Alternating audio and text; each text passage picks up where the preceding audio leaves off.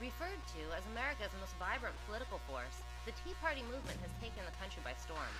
It came about as a protest movement promoting fiscal conservatism. The protests are partly in response to the stimulus plans by both George W. Bush and Barack Obama. The origins of the Tea Party can be traced back to Ron Paul, who was left out of the presidential debate and stood out against the Republican agenda. The 18% of Americans who identify themselves as Tea Party supporters tend to be Republican, white male, married, and older than 45. The book, Passionate Politics, looked at how emotions are incorporated into people's thought processes on politics. According to Herbert Blumer, frustration leads inevitably, or frequently, to aggression, especially when reinforced by crowd dynamics. Early 20th century political scientist Harold Laswell saw a political type for whom politics was an effort to fulfill needs not met in private life. Eric Hoffer saw a desperate fanatic who needs to believe in something, no matter what. Social movements use one of three types of frames to recruit participants. David Snow and Robert Bedford defined a frame as an interpretive schemata that simplifies and condenses the world out there by selectively encoding situations within one's present environment. There are three types of frames that are critical for participants to become involved. Diagnostic, in which the movement convinces people that a problem exists. Prognostic, in which it convinces them of the appropriate strategies, tactics, and targets. And motivational, in which it exhorts them to get involved in these activities. Arlene Stein conducted a study of the origins of activists involved in the radical rights pre-Tea Party. She pointed to shame as one of the main emotions driving conservatives to action. More specifically, her explanation of bypass shame illustrates how an individual's perception of how others view them can influence their emotions to the point of driving them toward action that defends their own self-perception. Interviewees of Stein often refer to themselves as one of those crazy right-wing nuts, as if they were preemptively placing the judgment upon themselves that they perceived Stein as having. Stein also identified the middle-class morality that many individuals involved in the Tea Party hold dear. They strive to earn enough money so that their economic fate is in their own hands. They feel like if they could do it, everyone else should be able to.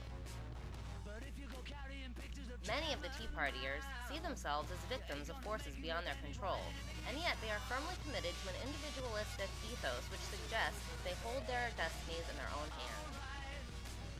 Conservatives in the Tea Party movement, and beyond, complain that the government is coddling people too much. They are tired of the state fulfilling roles that they believe should be filled by families. They also believe that society is rewarding the least deserving, the lazy, slothful, and morally suspect individuals who are leeching on their hard-earned money that they are forced to hand over to an overspending government. According to a CBS News poll, which asked, in general, do you think the Obama administration has increased taxes for most Americans, decreased taxes for most Americans, or have they kept taxes the same for most Americans? Of the people who support the grassroots Tea Party movement, only 2% think taxes have been decreased, 46% say taxes are the same, and 44% say they believe taxes have gone up. Stein's final point is quite poignant. She says there is a profound emotional dimension to conservative political activists, the quest to transform shame into pride. Although the Tea Party began as a cleavage from the conservative side of politics, with the election of Obama it has taken a different turn.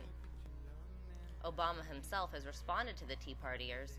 During an address to congressional Republicans, he told them, "You are giving yourselves very little room to work in a bipartisan fashion, because what you are doing is telling your constituents, this guy is doing all kinds of crazy stuff that is going to destroy America." New York Times columnist Frank Rich examined the rage held by conservatives about the health care bill that Tea Partiers are so against. The health care bill has prompted protesters to spit on black representatives and call them epithets that have been largely banned from the American vocabulary. Rich looked at how controversial bills have historically been received by the opposition party and found that not since the Civil Rights Act of 1964 did such an overheated reaction occur. He explains how the anger is actually not about the health care bill, which serves as a handy excuse, but started around 2008 when conservatives at rallies cried, "Off with his head," and "traitor." What Rich attributes all this anger to is the growing diversity in Washington, with the first black president, female Speaker of the House, and Latina Supreme Court Justice, and a powerful gay congressional committee chairman. Fear of disenfranchisement have driven conservatives to statements like, "It's time to take our country back." Though the Tea Party is basically attempting to be a one-issue organization, and they have officially avoided divisive social issues, individuals in the Tea Party are for more government in areas such as abortion, anti-gay rights, and immigration. Rather than focusing their attention entirely on what they consider as overtaxation, the Tea Party has become a catch-all for misplaced conservatives with many agendas. The dichotomy of these differing viewpoints does pose the question of how they exist simultaneously in the same mind. Perhaps this is a bridge individuals in the Tea Party are trying to answer for themselves. However, liberals find the ambivalence quite hypocritical. Remarkably, some Tea Partiers are worried about how government has been increased by the Patriot Act, but they worry that it is President Obama who is taking that power too far.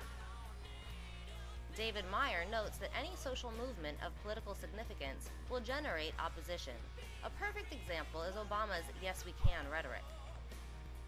Obama's political slogan has been answered by Tea Partiers with a resounding "Hell no you can't," which was pronounced on the floor of the Congress by Representative John Bonner. Meyer also notes that people will not protest if they believe their efforts will be for naught. Clearly, if he is correct, Tea Partiers believe their actions will have an effect on the political landscape of the country.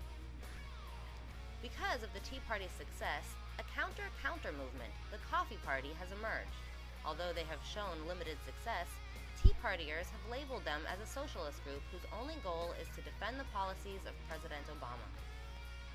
Eric Snyder of Moss Interest blog said it is clearly an Obama cult. Get out of the way and let government take care of us. To further stress the seriousness of their position, Tea Partiers in Oklahoma are planning on forming a militia to protect against what they believe are improper federal infringements on state sovereignty and individual rights. On February 5th of this year, Kurt Nimmo of InfoWars said it should be obvious by now that the Republicans plan to run Sarah Palin against Obama in 2012. This will be a disaster for the Republicans because many Americans are not fooled by her sudden Tea Party plumage. Republicans are desperate to regain control of the White House and Congress and give us 4 or 8 more years of Bush and his warmongering statist neocons. It is a shabby and absurdly transparent gimmick.